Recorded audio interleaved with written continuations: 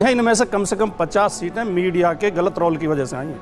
पूरे चुनाव मीडिया 400 पार कहता रहा, सारे ओपिनियन पोल, सारे एग्जिट पोल, मीडिया एक तरफा एक पार्टी के पक्ष में बोलता रहा। उससे बहुत लोग गुमराह हो गए, बहुत लोग गुमराह हो गए। इस चुनाव में सबसे बड़ी हार तो मीडिया की हुई है। बहस में पढ़ना नहीं चाह रही थी, लेकिन ये बहस बहुत जरूरी है लोकतंत्र के लिए। मीडिया लगातार देश को गुमराह कर रहा था, गलत मुद्दे उठा रहा था, झूठी रिपोर्ट दे रहा था। आप देखिए, और हमें तो किसी के भी सर पर फोड़ सकते हैं भाटी जी। इसमें जैसा कि आप देख रहे हैं कि किस तरह से चुनावी विश्लेषण अलग अलग तरीके से चल रहा है और चुनाव का जो नतीजा रहा उसमें एनडीए सरकार ने अपनी सरकार बनाने की दावेदारी पेश कर दी है। राष्ट्रपति ने उन्हें सरकार बनाने के लिए आमंत्रित किया है और आज शपथ ग्रहण समारोह भी उनका प्रधानमंत्री नरेंद्र मोदी का जो तीसरी बार प्रधानमंत्री पद के लिए शपथ ग्रहण समारोह होने के लिए जा रहा है, जिसको लेकर तमाम कयास भी जारी है और जो विश्लेषण किए जा रहे हैं जो तमाम चैनलों पर एवं अन्य मतलब उस चीज़ का कि किस तरह से भारतीय जनता पार्टी एवं जो अन्य दल रहे हैं, अन्य पार्टियां रही हैं, उन्होंने कहां अपनी चूक की एवं कहां उनको किस पार्टी से उनका लाभ प्राप्त हुआ एवं अन्य पार्टियों का जो प्रदर्शन रहा उनका पूरा बखान करते हुए नजर आए। तो इस डिबेट में हम आपको दिखाने के लिए जा रहे हैं किस तरह से जो भारतीय जनता पार्टी के प्रवक्ता हैं एवं अन्य दलों के जो प्रवक्ता हैं उन्होंने अपनी अपनी पार्टियों के लिए किस प्रकार से दलीलें पेश की। एवं आपको बता दें कि जो भारतीय जनता पार्टी पर सबसे ज़्यादा सवाल खड़े किए जा रहे हैं तो वो है अयोध्या की सीट, क्योंकि अयोध्या में सबसे ज़्यादा फोकस रहा है। रामराजा सरकार की प्राण प्रतिष्ठा भी प्रधानमंत्री नरेंद्र मोदी के द्वारा की गई थी और माना जा रहा था कि अयोध्या वह केंद्र है भारतीय जनता पार्टी के लिए जो धर्म का जो लेकर चल रहे थे भारतीय जनता पार्टी के लोग, तो अयोध्या में बिल्कुल ही निश्चित उनकी जीत सुनिश्चित थी। परंतु यह सीधा उल्टा परिणाम होने पर अयोध्या पर जो सवाल खड़े किए जा रहे हैं, तमाम जो लोगों के वक्तव्य भी आ रहे हैं कि किस तरह से वहाँ के लोगों का, यहाँ तक कि वक्तव्य ये भी आ रहा है कि वहाँ के लोगों का, हिंदुओं का बहिष्कार करने की भी कुछ लोग बात कर रहे हैं। तो इस डिबेट में आपको पूरी जो रणनीतियाँ हैं, जो इस तरह से मतलब क्या क्या हलचलें चल रही हैं, इस डिबेट में दिखाने के लिए जा रहे हैं। तो आइए बिना देर किए हुए देखते हैं इस डिबेट को। इससे पहले आप अपने न्यूज स्टार एमपी चैनल को सब्सक्राइब जरूर कर लें। तो आइए शुरू करते हैं। आइए देखते हैं, मजा आएगा। जब से लोकसभा चुनाव के नतीजे सामने आए हैं, पूरा विपक्ष इसे अपनी बड़ी जीत बता रहा है, पूरा विपक्ष इसे मोदी की हार बता रहा है। लेकिन आज पीएम ने साफ कर दिया, न हारे थे, न हारे हैं और न हारेंगे। नहीं, किसी को कभी हारना भी नहीं चाहिए। हम किसी के हारने की बद्दुआ नहीं करते, अच्छी बात है। हिम्मत नहीं हारनी चाहिए किसी को, हिम्मत हमेशा हिम्मत और हौसला बना कर रखना चाहिए। हम अपनी जीत इसे इसलिए मान रहे हैं कि पहली बार अभी आपने शुरुआत की अपने शो की, कहा कि एनडीए को बहुमत है। बहुत दिनों बाद ये शब्द सुनने को मिला, वरना एनडीए और भाजपा तो गायब थे। मोदी सरकार, मोदी सरकार, मोदी की गारंटी, मोदी ये करेगा, मोदी वो करेगा। हमारी जीत इसमें है कि देश का जो तानाशाही पूर्ण वातावरण बनाया जा रहा था, व्यक्तिवादी देश की राजनीति को बनाया जा रहा था, लोकतंत्र का अपमान किया जा रहा था। रोजाना एक आदमी का नाम लेकर शेर है, शेर है, शेर है, भारतीय जनता पार्टी के सारे लोग कहते थे। आज वो शेर जो जंगल का शेर था, आज वो सर्कस का शेर हो गया है। अब रिंग मास्टर के हंटर पे उसे नाचना पड़ेगा। रिंग मास्टर कहेगा स्टूल पे बैठो, और दौड़ के कूद के स्टूल पे बैठना पड़ेगा। रिंग मास्टर कहेगा आग के गोले में से कूदो, आग के गोले में से कूदना पड़ेगा। और दूसरी बात, मतभेदों की बात, हम चाहेंगे कि सरकार अगर शपथ लेती है, अभी तो अगर है, अभी कुछ पता नहीं शपथ लेगी या नहीं लेगी, लेकिन अगर शपथ लेती है तो स्थायित्व हो, देश हित में यही है। लेकिन इनके अंदर जो अंतर्विरोध हैं, नीतीश कुमार जी, अभी आप डॉक्टर आजाद से पूछना, क्या नीतीश कुमार जी अग्निवीर योजना के विरोध में नहीं थे? क्या नीतीश कुमार जी सीएए के विरोध में नहीं है? क्या नीतीश कुमार जी जो यूसीसी के विरोध में नहीं है? और आगे बढ़िए, आंध्र प्रदेश चंद्रबाबू नायडू ने क्या अपने घोषणा पत्र में विधानसभा में सरकार बनेगी तो हम मुसलमानों को 4% आरक्षण देंगे, नहीं लिखा है? तो क्या मोदी जी इन दोनों की इन बातों को मानेंगे? मोदी जी यूसीसी वापस लेंगे, सीए वापस लेंगे, अग्निवीर योजना वापस लेंगे, चंद्रबाबू नायडू के मुस्लिम आरक्षण का समर्थन करेंगे, जो अभी लोकसभा चुनाव में 15 दिन पहले कह रहे थे मोदी मर जाएगा लेकिन मुसलमानों को आरक्षण नहीं होने देगा। तो ये तो रहे मुद्दे, या तो ये झुकेंगे या वो झुकेंगे। अब कौन झुकेगा कौन नहीं झुकेगा, अजय आलोक जी इस पर जवाब देंगे। लेकिन सिर्फ इतना बताइए भाटी जी, आपकी बातों से मुझे महसूस हो रहा है कि आप इनको हराने के लिए नहीं, बल्कि एनडीए की ताकत कैसी होनी चाहिए, एनडीए कैसे एकजुट होना चाहिए, इसलिए आप लोग चुनाव लड़ रहे थे, क्योंकि इसी पर आप पीठ थपथपा रहे हैं अपनी। मैं इसका भी जवाब दे देता हूँ 30 सेकंड में। सही बात। हम पूरी तरह हराने के लिए, जीतने के लिए लड़े थे। अगर चुनाव, आप माफ़ी चाहता हूँ, फिर आप कहेंगे कि ये आप ये कर रहे हो और वो आरोप लगा रहे हो, अगर चुनाव फ्री एंड फेयर हुए होते, खास तौर से अगर मीडिया ने भी अपनी जिम्मेदारी निभाई होती, ये जो सीटें आई हैं इनमें से कम 50 सीटें मीडिया के गलत रोल की वजह से आई हैं। पूरे चुनाव मीडिया 400 पार कहता रहा, सारे ओपिनियन पोल, सारे एग्जिट पोल, मीडिया एक तरफा एक पार्टी के पक्ष में बोलता रहा, उससे बहुत लोग गुमराह हो गए, बहुत लोग गुमराह हो गए। इस चुनाव में सबसे बड़ी हार तो मीडिया की हुई है। बहस में पढ़ना नहीं चाह रही थी, लेकिन नहीं, ये बहस बहुत जरूरी है लोकतंत्र के लिए। 295 का आंकड़ा तो आप लोगों ने भी दिया था, वो तो सच नहीं हुआ ना, तो आप भी भ्रम फैला रहे थे, आप भी झूठ फैला रहे थे। बोलिए ना फिर। हाँ, मैं बोल रहा हूँ। हाँ, निष्पक्ष चुनाव के लिए, लोकतंत्र के जिंदा रहने के लिए चुनाव आयोग और मीडिया दो का निष्पक्ष होना बहुत जरूरी है।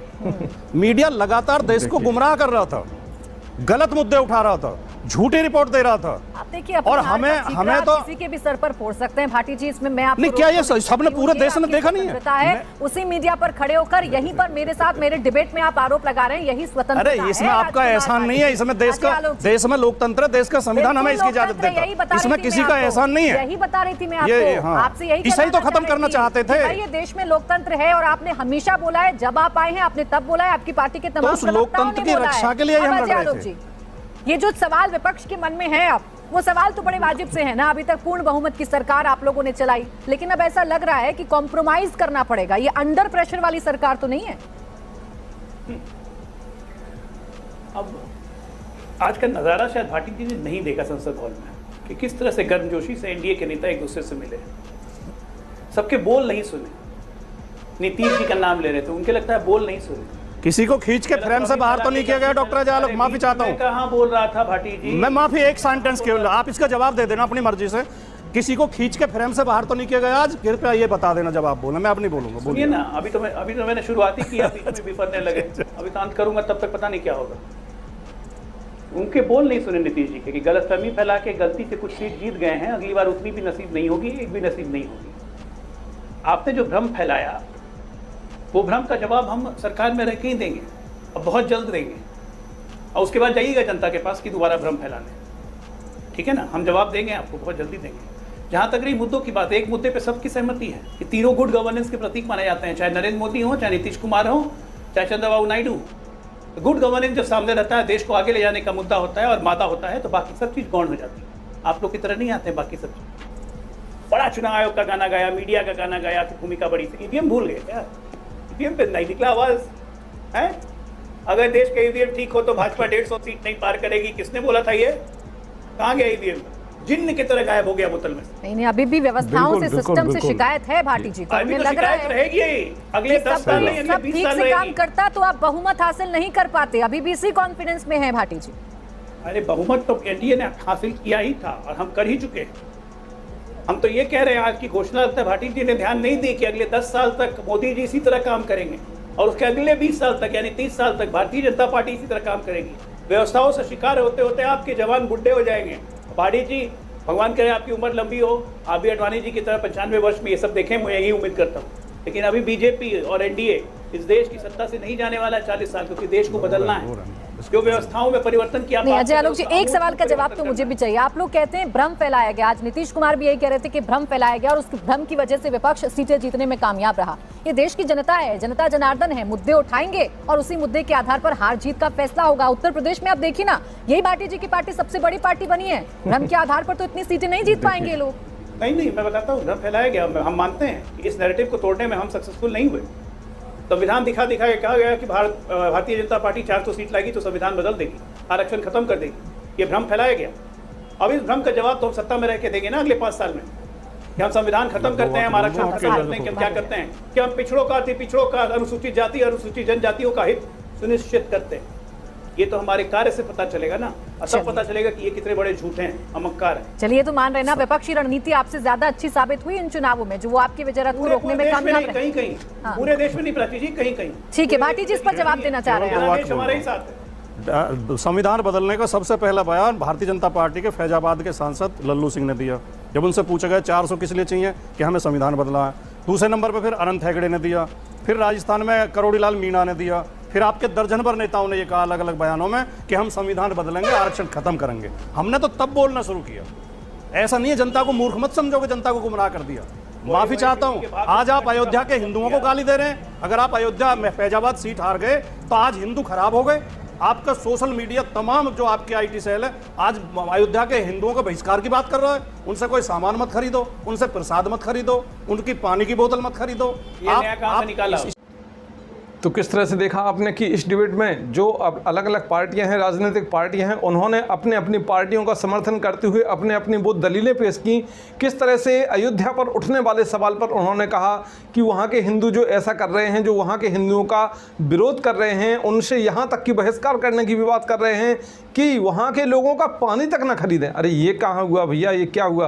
राजनीति है, वहाँ के लोगों को आपके काम पसंद नहीं आए, वहाँ के लोगों को आपका अगर जो आपकी जो लोक लुभानी बातें थी वो पसंद नहीं आई, या आपकी जो कार्य प्रणाली थी वो पसंद नहीं आई, उन्होंने विपक्ष में दूसरी जगह वोट कर दिया। अगर आपको हरवा दिया चुनाव या चुनाव आप हार गए वहाँ से, तो ये मतलब नहीं हुआ कि वहाँ के हिंदुओं का आप बहिष्कार करें, क्योंकि ये तो प्रजातंत्र राजतंत्र है। इसमें तो प्रजा अपना उम्मीदवार जो सही होता है उनके लिए जो उनके काम सही करे, उनको आकलन होता है, उनके आकलन में अगर आप नहीं आए हो तो हार स्वीकार कीजिए, ना कि उनका उल्टा सीधा ऐसा कि अरे वहाँ के लोगों का बहिष्कार करें।